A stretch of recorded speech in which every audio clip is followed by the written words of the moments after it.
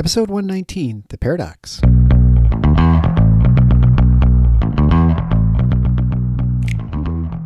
Welcome to The Paradox with your attending, Dr. Eric Larson.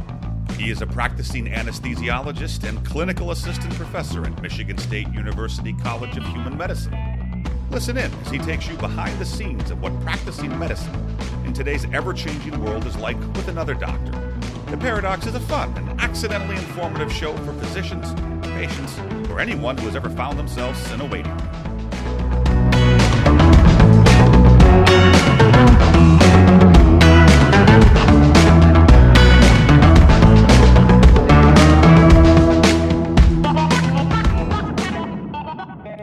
Welcome to The Paradox. I'm your host, Dr. Eric Larson. Thank you for joining me as we explore the U.S. medical system in a fun and informative format through expert analysis. And today's expert is a little off the beaten path.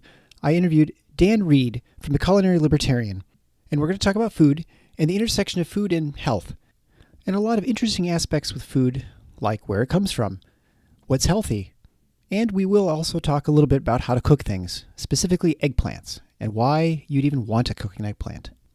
We'll talk a little bit, of course, about regulations and how the government affects the way we eat and grow our food. And I did have some technical issues during the episode, so I do want to apologize ahead of time. And about a third of the way through the interview, I got disconnected and reconnected, and it set as my default my computer mic. Ugh, the dreaded computer mic. Anyway, although you can understand exactly what I'm saying, it is a little bit like I'm talking through a tin can, which is why no one uses computer mics. But first, a word from our sponsor. MedEvolve can give you insights into your practice's financial performance and outcomes like never before. Get answers to important revenue questions such as, where am I losing money and why? What is the value of my AR? When will I get paid? And how many claims have not been worked? When you start to think about the level of transparency you have into how your AR is being worked, that's directly proportional to your net revenue and keeping a healthy balance sheet. The right analytics solution will tell a story that's easy to understand. MedEvolve Power Analytics gives you the answers that allow you to take action. Start making healthcare business decisions based on data. Learn how we're helping physician practices reduce their cost to collect and increase efficiency with data-driven technology. To have this great company help you work smarter, reduce your costs to collect, and get paid on time, find them at drpodcastnetwork.com/MedEvolve. The link is also in the description of the show, at the show notes page at theparadox.com/119. If you've not yet done so, be sure to subscribe to the show on your favorite podcast player. Also leave a 5-star review. Written reviews are greatly appreciated. And continue to share it with your friends. The growth of the show is entirely dependent on you sharing the show, and I am eternally grateful. I'm also extremely grateful to the patrons at patreon.com who support the show financially and help keep the show free for all you freeloaders. Don't worry, I'm a freeloader in most of the shows I listen to as well. But anyway, I want to really thank those who are the patreon.com/theparadox and have committed a small amount of money each month to help with the production and promotion of the show. But without further ado, Dan Reid, executive chef and host of the Culinary Libertarian podcast. Enjoy. Well, hey, I'm here with my new friend, Dan Reid. He's the host of the Culinary Libertarian, and he has worked pretty much everywhere in the food industry as a chef, work in grocery stores, restaurants, and lots of other places like retirement homes. And he's now sort of more of an executive chef where he's focusing on other things, like not lifting all the heavy pans and things like that, which are hard on his knees, and work on cookbooks and things like that, especially with baking. So Dan, thanks so much for joining the show. It's my pleasure to be here. Thank you very much. And before we start, is it culinary or culinary? Does that depend on if you're like pretentious or not? I've always wondered. I think it depends entirely on your affectation, but I'm perfectly fine with culinary. We're both kids from the Midwest, right? So it's culinary. We are.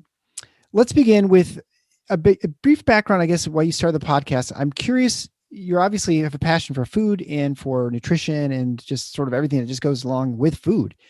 What led you to actually start blogging and kind of doing the podcast?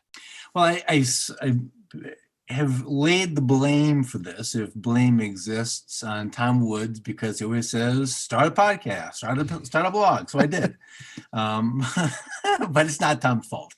The podcast was a way to initially get some food information out, just to get it out of my head, because it seemed faster than writing books, which I've done also. The culinary part was easy. The liberty part is, well, both of these things are works in progress as learning goes, but I have a big step up in knowledge on the culinary side.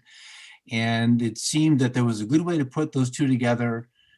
At least to me, the obvious solution for the culinary and the libertarian part is government policy. Sure. There's lots of government in your food at the grocery store or in the restaurant, or even if you go to the farm, there's government there. Depending on who you are, answers the question of how much government is necessary. And that's either a point of argumentation or at least conversation, but also illumination. Do we need all the policy we have? Probably not. Do we need some? Possibly. Who should be in charge of that?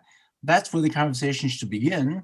Does the farmer know best about what is good for the animals, or does some desk jockey in Washington know better about what's good for the animals? Well, asked that way, and that's a loaded question, the answer is plain.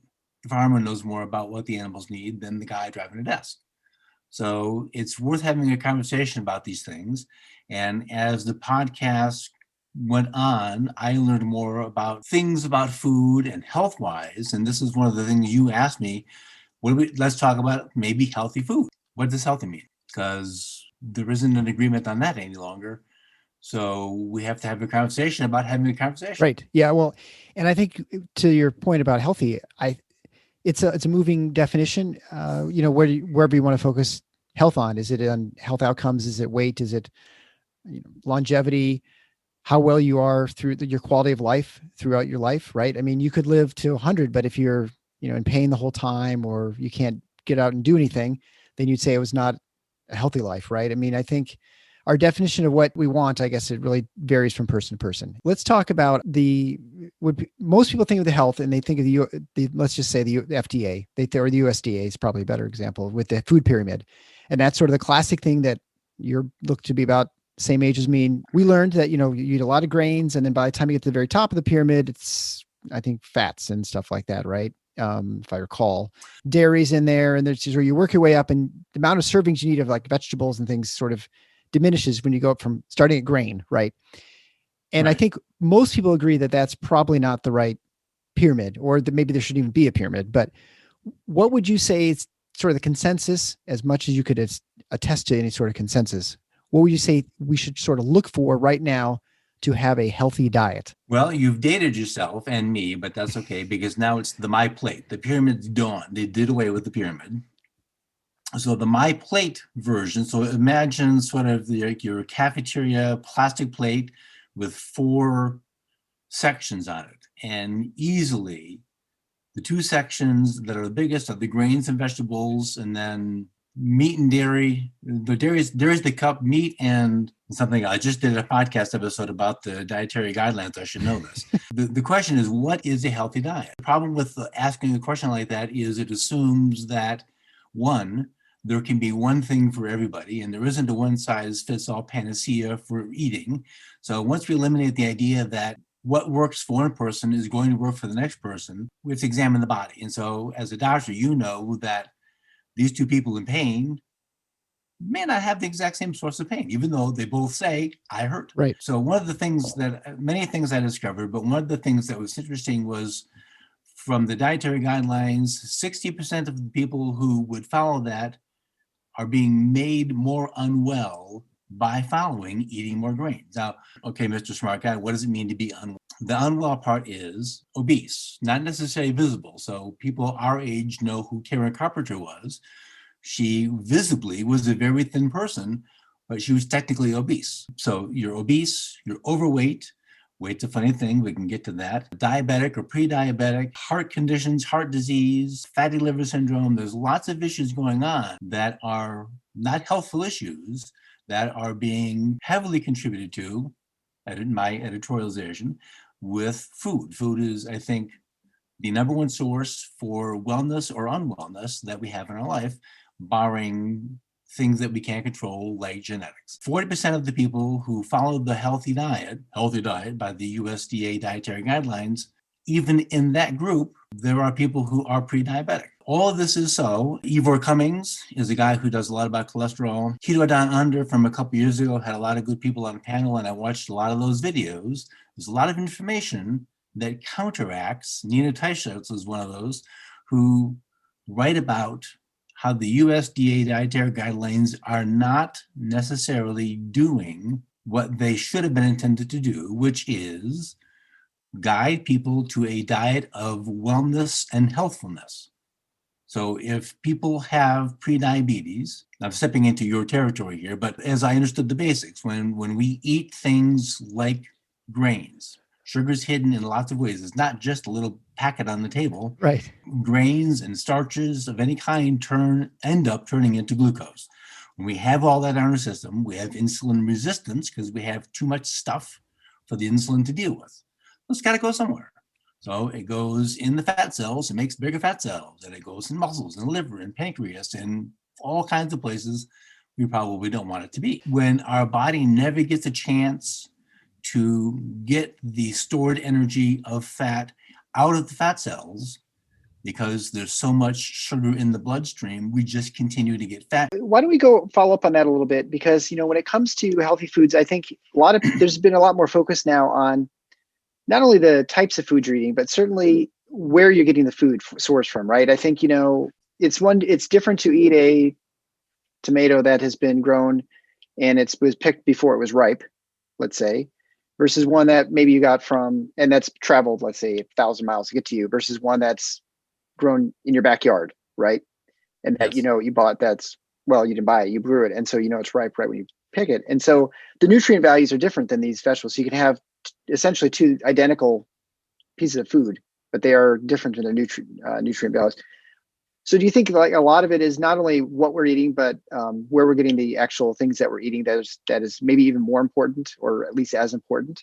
I think that's an excellent question. And I haven't really looked deeply into that idea. From a nutrition standpoint, I haven't examined it. I think there's a lot to be said for eating the food that grows as near to you as possible. Now, part of that has to do with miles traveled. So a tomato that came from Immokalee, Florida, that's sold in Seattle, Washington, that thing's traveled better than I have. So that's a well-traveled tomato versus getting a tomato from, now it's March, so except in Florida, not too many people are growing tomatoes, but maybe they have their own hothouse. But even at that, that's probably better than the tomato from the grocery store that who knows where it's been, who knows what water has been on that. We know that sometimes contaminated water gets used for agriculture and we have these massive outbreaks. So there's a lot to be said for local food. Now, one of the things you had suggested we talk about was food sovereignty, which is a big topic, and I have a couple of blog posts about that. But food sovereignty at its basic is you being able to, this is funny, you being able, as in allowed by your overlords, to eat the food you grow in your backyard. Now, there have been some examples where judges have ruled you don't have the right to eat the food you grow. And you say to yourself, this is just absurd. This is a bizarre world. How can this be? But they're not popular cases, but they set a kind of a precedent that you can't have the food you grow. And this is insane. Who would agree to this? Now, are we talking about the United States, to be clear? Yes. So, what is an example? Like, is there that you have a garden in your backyard, or that they just prevent you from growing your own food? The specific example was, I'm going to end up getting some of these details confused. There was a herd share, I think it was Wisconsin, where the judge ruled that if you are not the person who owns the cow, I see, then you can't be part of the herd share. And that's been, the herd share thing has gone on in a couple of states, which is part of the raw milk thing. Raw milk is a really big deal. There's lots of passion on both sides, but does the government have any position to tell you what you can or cannot put into your body? Because the FDA is happy to usurp all the power that we'll let them have. This is a dumb thing. We let them do it. Well, really? Do we let the bank robbers rob the banks? Come on. It isn't really a food sovereignty thing as much as it is maybe an aesthetics thing for homeowners associations. But people who want to grow gardens in their front lawns they've been tilled down. I don't remember where, there was a situation recently where people were ordered to remove the vegetable garden because it wasn't pretty enough, because it didn't match the greens, the lawns. Florida last year undid a legislative law that prohibited gardens in your front yard. So now people can do that, which makes perfect sense. Why should you not be able to grow vegetables at your property? Right. Okay. So I understand. So the food sovereignty is an issue where there are restrictions, covenants maybe within your homeowners association or with the city ordinances that say you can't have chickens, or you can't grow corn in your front yard, or you have to have it fenced in. I personally, I deal with that problem. I try to have a garden in my yard, and all I ended up doing is providing a salad bar for deer, because if I wanted to put a fence big enough to keep the deer out so that I could actually, harvest it at some point, it was against the rules of the homeowner association. But to your point about the herd sharing, so I assume this is very much like a farm co-op in some ways, except that you share the livestock. And so you have you buy a tenth of a share of a cow or something like that. And then you have rights, I suppose, to either its milk or to its beef when it goes to slaughter. Is that? That's about it. And so they said, well, since you don't actually own it, you can't have part of that, because only one person can own the cow. You can't share in it in some way. And so which allows the federal government, I suppose, have regulatory authority for how it's slaughtered and things like that. Is that pretty accurate? Slaughtering is a separate issue, but slaughtering is a thing. And then the general government is more than happy to maintain control over that. It seems the impetus really for managing the milk is the raw milk issue. And then the raw butter, the raw cheese, the raw kefir. There's a food rights book. There's several of them. But he went through a lot of the Amish communities were starting to have some trouble from the FDA because they were selling raw milk and then selling raw cheese. And Gumpert, I think his name is David Gumpert, wrote the book. It gets into, really it just seems to be the general government interested in exercising its power because it can, as opposed to acting if there's such a thing as public health, and that's another conversation. Right. Acting for the public health is just lots of individual health, but that's, I don't want to. So then along those same lines, you comment on one of your previous blog posts, you were talking about protein, and when it comes to animal protein, and the question is always, where should you get your beef, right? Should you get it from the grocery store? Should you get it from the butcher shop? Should you get it from the farmer, or have your own, I suppose, right? And right. then how the livestock is raised, right? Whether it's grain fed, grass fed, grain fed at the end, grass fed at the end, or something else. And so when someone poses the question to you, what's the best? You had a ranking, and explain the ranking, and then at the end you mentioned plant protein. So I'm kind of curious what that is as far as protein source and why you rank them the way you do. Well, so yeah, grass-fed versus grass-finished, or the whole process. I think grass-fed and grass-finished is the best thing to find. The problem is that at your local Winn-Dixie, Publix, Albertsons, whatever it is, you're not going to find that. Even though the label may say grass-finished, but it may have been grass-finished, was grain-fed for a long time in not the pretty pasture that's on the picture. If you want to get that meat, you've got to find somebody who raises beef near you, who then is allowed to butcher it on site and sell it to you. And there's no guarantee that's the case, because the USDA and the FDA are thumb screws on the butcher industry. There's basically 80% of the beef you buy in the grocery store comes from 4 places. And it's just a massive system where when we see 27 states report outbreaks of E. coli from ground beef, the reason 27 states are reporting that is because this gigantic factory of industry has sent ground beef all over the place.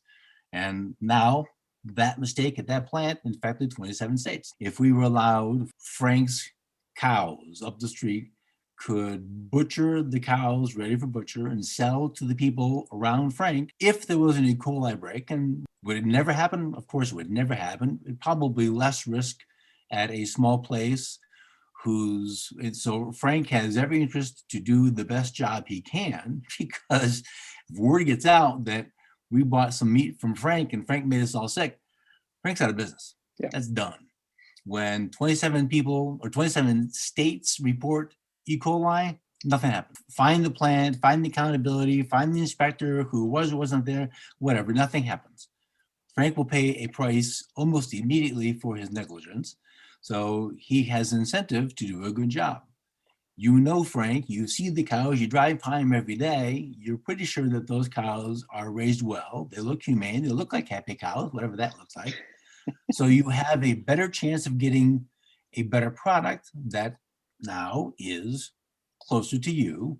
So it's traveled less miles as the dead carcass, which is repetitive. It's a system where you're keeping the food you eat in the neighborhood where it came from. You're spending your dollars to Frank, and Frank is keeping his dollars in the community. That's an emotional explanation, and it has a merit. It's not the real reason. The real reason is that we can nullify the FDA by counting on Frank to do the best job that he can, and Sally, the chicken lady, can give us the best chickens that she can because the same incentive applies to her. Doing the best job, selling the best quality product is what's going to keep Sally in business, is going to keep her customers healthy, and everybody wins. I mean, obviously, you can't have the system everywhere because if you live in an urban setting, you can't have grass-fed beef, right? I mean, it's impossible because you're inside a city and there's not enough space. So, right. So you're going to have to have sourced meats elsewhere. You know, when my wife and I use beef, we usually buy a cow and a pig. And so we got a grass-fed cow, and it was really challenging to cook versus the other farmers, which I think is mainly grain-fed and maybe grass at the end, because it was so lean. It made it really, really hard to basically prepare. So how do you get around those sort of problems? This is more a culinary question. You know, how do you get around those problems with you have extremely lean beef, either steaks or hamburger? Well, the hamburger problem is easy to fix, and the fix is buy a little bit of extra fat to put into your grind. Okay. So what that means is grind your own. Don't buy ground beef. Oh, okay. Grind your own, buy a chuck, buy some sirloin, buy some nice different cuts, add a little bit of extra ground fat to that. So you're getting, I'm actually kind of fond of a 70-30 mix myself because fat is flavor and it tastes good. And the controversial, and maybe the most controversial thing I can say so far is that saturated fat isn't bad for you. The steak part, answer to your problem is it's entirely a cooking thing. Fat is flavor, and the marbling tastes good. It is we like to think that it helps the fat melts into all the little teeny microscopic pores of the muscle protein. I don't think that that's true. I think the advantage is that as you're cutting the steak, you get a bite that has steak and fat and steak. As you're chewing it, it feels more tender and it's juicier and it tastes better and it has a better mouthfeel. If your beef is lean, if you have control over it, cut it thinner as opposed to thicker so that it's going to cook more quickly. Don't go past medium because a lean piece of beef is going to start to taste gamey. It's going to have kind of a livery taste. It's not going to be pleasing. It's not going to be, well, most people, it won't be palatable. And you'll say, oh, I'll ruin my cow. Well, cook it right. High heat, good sear, medium rare to medium, and then you're done. Okay. That's very practical. We've gotten around this problem by just using a sous vide, and that's sort of been the way of preparing these steaks, and it makes things that were dry a little bit less so, and they're a little more tender. You had an interesting episode where you talked about aquaculture, and that's something I had not really ever thought about.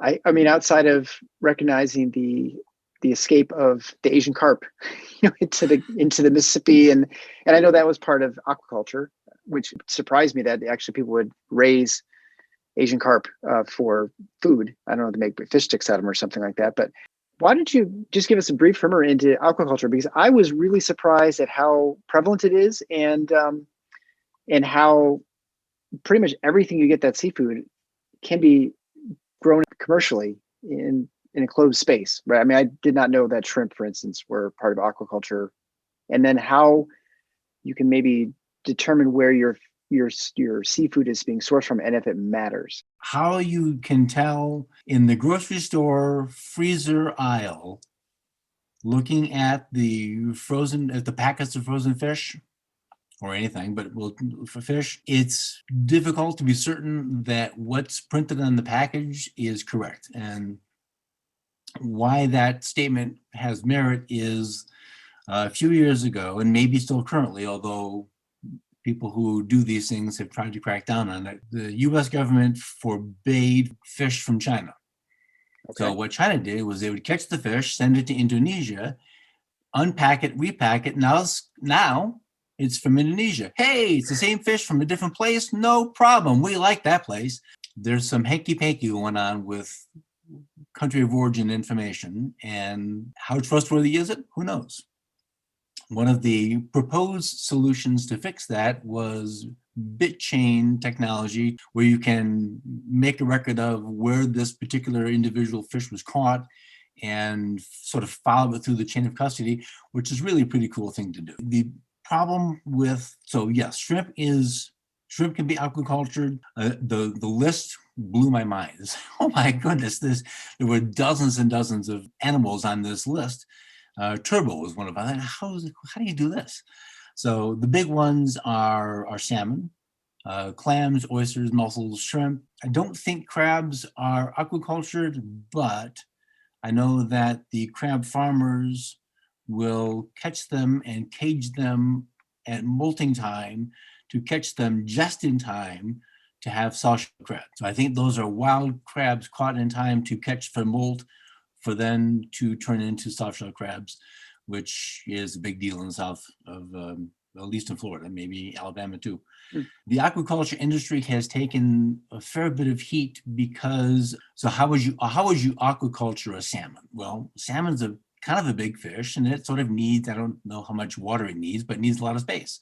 Sure. So the aquaculture people make this kind of like think about putting a colander in the water, your bathtub, in your sink, and now you have this enclosed space. Well, kind of the same idea applies to aquaculture. You've got this gigantic, I don't even know how wide, sort of a mesh cage that's in the water, and the aquaculture fish is in this cage, and they're swimming around doing their fishy things.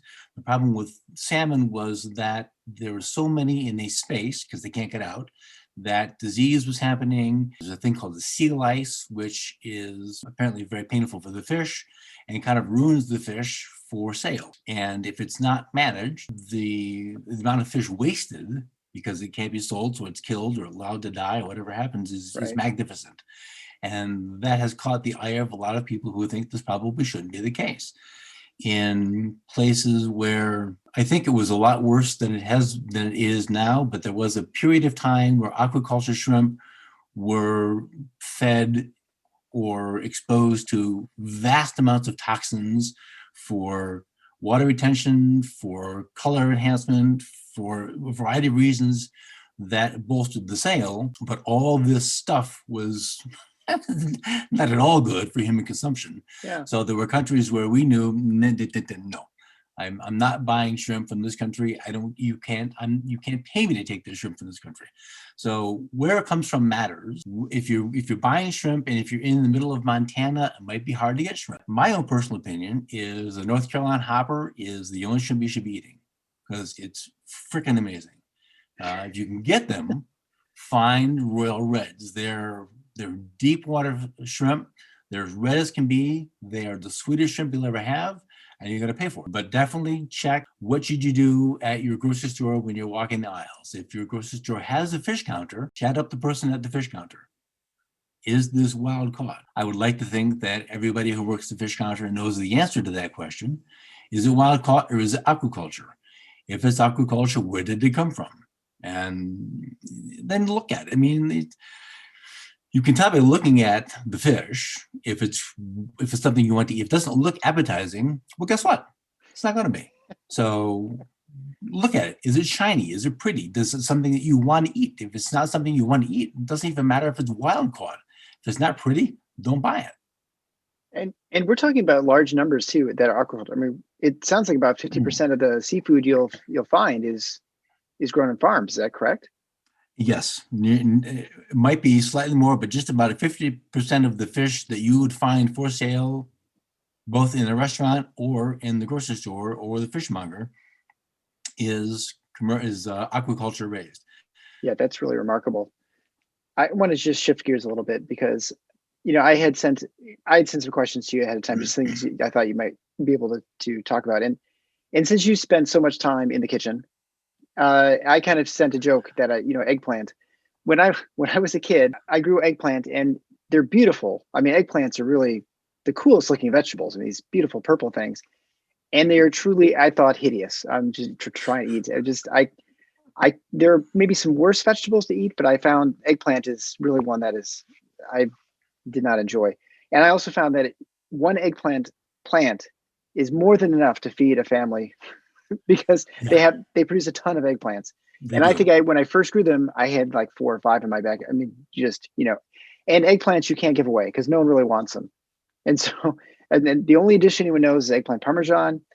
But I kind of sent that as a joke, and you came back with, "Oh, the eggplant is actually a spectacular vegetable." So, I want you to describe to me why eggplant's so great. I mean, this is a part of cooking that I know nothing about, but I'm fascinated to find out why eggplants are so wonderful. All right. Well, the first thing is it isn't a vegetable, but it's a berry. Okay, I would not have guessed that. But that's That's like a tomato thing, right? That's like a tomato as a vegetable fruit. yeah, Yeah. it's actually a fruit, and it's cook nerd 101, but nobody really cares because they don't like it. Knowing it's a berry doesn't make them like it anymore. So most people are familiar with that oddly shaped and bizarrely named purple eggplant, which looks nothing at all like eggs and doesn't taste like eggs. There's at least a half a dozen varieties that you could find at the store. The one that we just know is kind of like the basic Italian one that you make the Parmesan from. They all have their virtues, and there's actually one I've never seen. I'm told you can eat it raw. Now, I've never done that, and I do not recommend anybody go to the store and say, hey, let me try this eggplant raw because that guy in the doctor show said do it. No, no, no, no, no. Don't do that. Just that big one that you buy that does make great eggplant Parmesan, by the way. The nice thing, and the thing that's the value to me about an eggplant is by itself, it's a little bitter. It has a little bit of an acridness to it until you cook all that out of it. But once you cook that out, now basically what you have is a flavor sponge. Now it takes anything you add to it. So that's why as an eggplant parmesan, it tastes great as long as you've got really spectacular marinara and a good cheese. It's just the vehicle to eat the sauce and the cheese.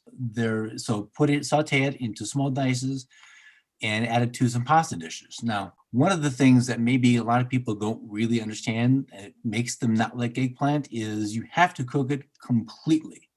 Slightly raw eggplant, you'll never forget it and you'll hate eggplant forever. It's got to be cooked a lot. And because it's basically a sponge, it's this plant sponge, it's going to absorb a lot of oil in the beginning.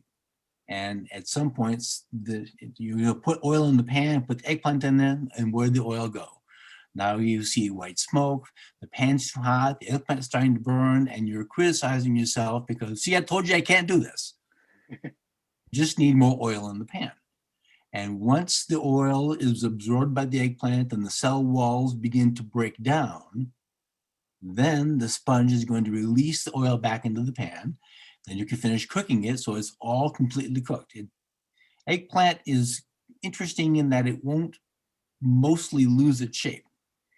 You cut it into a dice, it's going to retain its dice shape, even though it's going to get really squatty because the cell walls have broken down. You've concentrated the eggplant flavor, but it's also going to absorb all the garlic and the onions and the rosemary. And what else are we going to put in here? Beef would be good, a little bit of beef and some mint. We can do like a little Thai Italian thing. Sesame seeds would work. So now we have a nice dish that has lots of flavors. The eggplant is carrying all that flavor. So every bite of eggplant now is a burst of onions and garlic and mint and tomato. And wow, this is amazing. I didn't know eggplant could be this good because now it disappeared. It's become just the thing transmitting flavor, not this half-cooked sponge yuck. Well, that makes sense because when we make like stir fry or something like that, you'll have other vegetables like a turnip or bok choy and these other vegetables that are not, I don't want to say flavorless, but they don't have a whole lot of distinct flavor to themselves, but they are sort of there for texture and just, I think, just to absorb whatever it is that you put in there as far as the seasoning. So that's Right. pretty much the same as an eggplant. when you talked about oil too, I'm curious about, because you go to the store and there are probably, I don't know, 20 different oils you can buy, canola, vegetable, which whatever that is, sunflower, avocado, coconut, all this. When you're cooking, are you intentional about the oils you use, or do you say, oh, this is my sort of go-to oil that I use for most dishes? Or how do you kind of just figure out what you need for what you're making? I'm pretty deliberate about my choice. This is controversial statement number 2. The only olive oil I use is extra virgin olive oil, and yes, I saute in it. Oh my gosh! So I have good support for this. In the Jewish section of Rome, they make, oh my gosh, I've never been there, but I recreated it. They make an artichoke heart fried in extra virgin olive oil, cacio alla Judea, and it is magnificent. My God, it's so good. So if it's good enough for the Italians to fry in extra virgin olive oil, who am I to tell them no?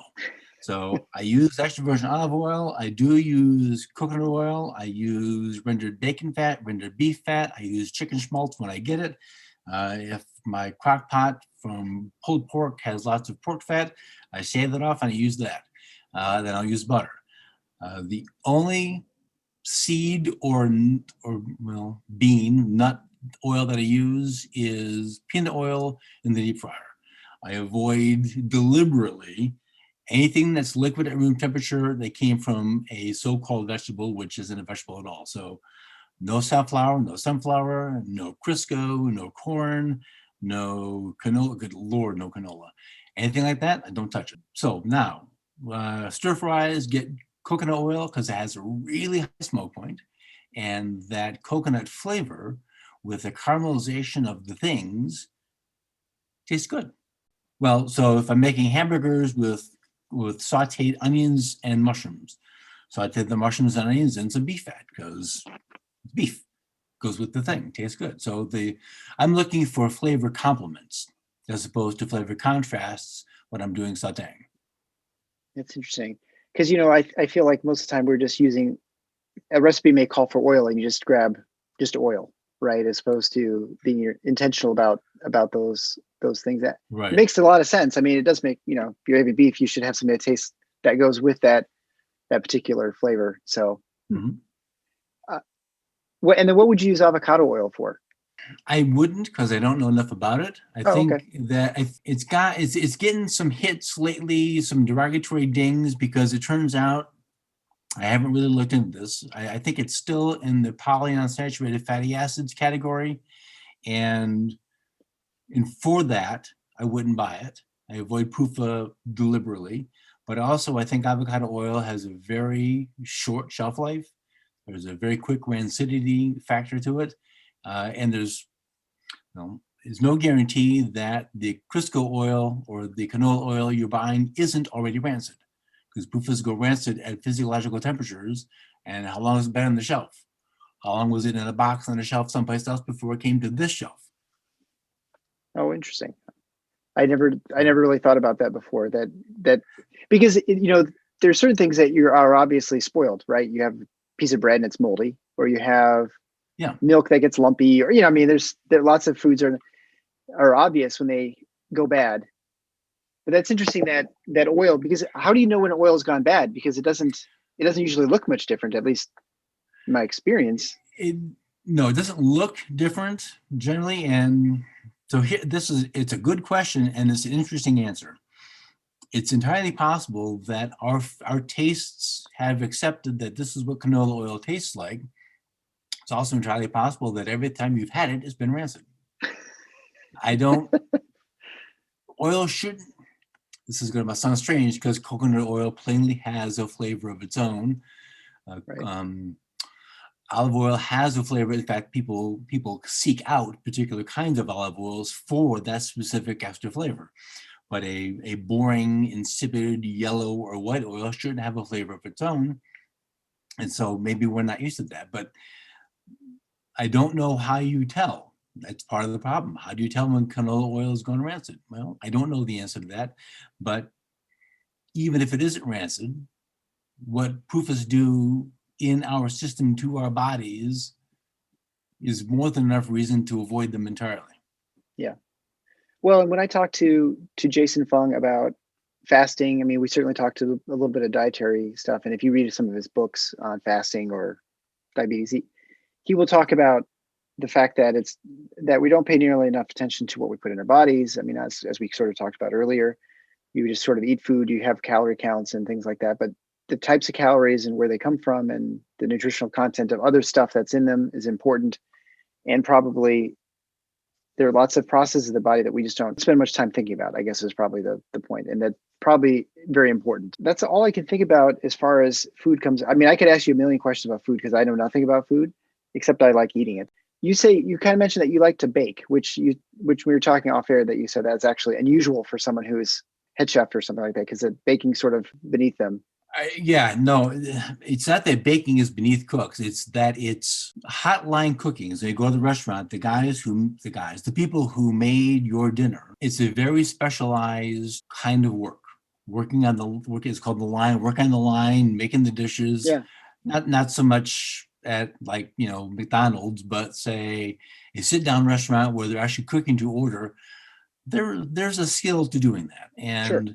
The skill to doing that is antithetical to the discipline needed to bake. Now, I was sort of baiting the cooks there, but cooking is a bit of alchemy, because every dish, you ordered a filet, your wife ordered a filet, and the guy at the table ordered a filet, but not at the same time. So all three are to the right temperature, and the veggies are sauteed to order, and maybe you've got 3 more pearl onions than that guy had, and that's okay, because there's a little bit of just alchemy, a la minute, this is what's going on. When you go to the baking side, you can't just start grabbing a handful of flour and a handful of salt, and if you're imprecise on the line, it's not really that big of a deal as far as the ingredients in the pan for the plate. If you're imprecise in the bake shop, well, we got problems, because you can force with forging something in Mordor. I'm trying to get Lord of the Rings and I'm missing it. You've got the heat and the stainless steel, and you're making this vegetable, this plate, and then you go into the bake shop and no. Baking will not be forced. You will succumb to the will of the flour and the leavener at your peril. It will succeed or not, and that's entirely up to you learning to pay attention to what does the flour want, what does the muffin want to be, what does the bagel want to be, what does the biscuit want to be. If you try to use brute force, you're making bricks. And that's the main reason most line cooks don't like baking, because they can't force it. It requires listening to the food in a way that line cooks generally don't. It's interesting because, there's a real parallel in medicine to this. And we always talk about the art of medicine, and there's a feel to sort of taking care of a patient. I would just talk about from anesthesia standpoint. The patient will always ask me, so how much anesthesia do you use? And I always will answer enough. And it's kind of a smart alecky answer, but in many ways it's actually entirely true, because I will use different amounts of anesthesia for everybody, even if they're the same age, same weight, and everything you're looking at them is about the same. Yet you end up having to change it based on how they respond physiologically, their heart rate and blood pressure and things like that to the anesthesia. And everyone's different. And so in some ways I think of it, that's probably like cooking, right? Like you have a filet, and one filet is 4 ounces more than the previous one that you, for maybe the same people at the table. So you're not going to have exactly the same amount of ingredients, and maybe things are a little bit different, and it is sort of like a as you feel sort of way. However, there are some things that are formulaic in medicine that it is unwise to go stray outside the algorithm. ACLS is a great example, right? When you're trying to resuscitate someone, how often you're doing chest compressions, and you have all these sorts of rules that we have in place, because that's best practice. And we know that this works more than any other sort of method. So you certainly can stray outside of that, but it would be unwise. Very similar to baking, right? Like, I'm just not going to add as much baking soda this time. And then you end up with, you're going to pay for it, right? Or something like that, right? Yes. I mean, and so I definitely can see how there are similarities, and there are probably many things in life that are like this, right? Like it is helpful to have an algorithm, but it's helpful to also have the ability to be able to work without one. I mean, driving's like this, right? You want to think about what you're doing. Maybe you take a different route, but you're always going to be unthinking and sort of you're going to follow the traffic laws. You're not going to stop every red light and those sorts of things, because it's unwise to violate those norms or lives, I guess. Well, it's like, and I often do say that it's a lot to me like any other craft. You can follow the recipe you can follow the recipe, but really the thing to follow is the procedure, because anybody can make a list of ingredients, but if they can't tell you how to assemble the ingredients, then you're going to say, see, I told you I can't bake, but it's not your fault probably at all. It's the instructions you were given. So if you were to buy a pocket knife and a 2x4, you wanted to practice whittling. Well, you might cut yourself because you didn't know you're not supposed to push away instead of pull it. And there's basics to whittling. There's basics to working with wood, or to writing, or to painting, and you can become competent at the basics and say, okay, I can do this. Now, because you can paint a picture doesn't make you a painter any more than making a batch of muffins makes you a baker. But now that you have some skill under your belt and some competence in your hands, once you learn what the rules are, you want to cut back on baking soda, fine. What's going to happen? Is this going to create the effect you want? And it might. You might have in mind the exact thing you produce, but only by understanding what's happening in the bowl, then in the pan, then in the oven, does the knowledge of what to do with the ingredients allow you to change those algorithms and create a product that you're happy with. That's a great way of putting it. Well, Dan, thanks so much for being on the Paradox. I appreciate it. Where's a great place for people to catch up on you, or should they just visit the Culinary Libertarian? Yep, everything's there, culinarilibertarian.com, and that's got the podcast, the link for the book, everything's there. And thanks again so much for being on the show. And I'd recommend anyone to, if you're interested in cooking and a little bit of politics too, thrown in from time to time, I think it's a great podcast. Thanks so much. My pleasure. Thanks for having me on. Thanks again, Dan Reid from the Culinary Libertarian Podcast. But before we end, don't forget to reach out to MedEvolve. For those of us who know how hard it is to build and maintain a sustainable business, we understand that bringing the right solutions to achieve our goals is key. Go to www.drpodcastnetwork.com/MedEvolve and get on the path to transparency, automation, and accountability in your revenue cycle. Thanks for listening to The Paradox. If you like what the doc is doing, please subscribe and leave a review on iTunes or Stitcher. And share the show with your friends. Become a supporting listener to get access to special bonuses at patreon.com/theparadox. Show notes can be found at theparadox.com.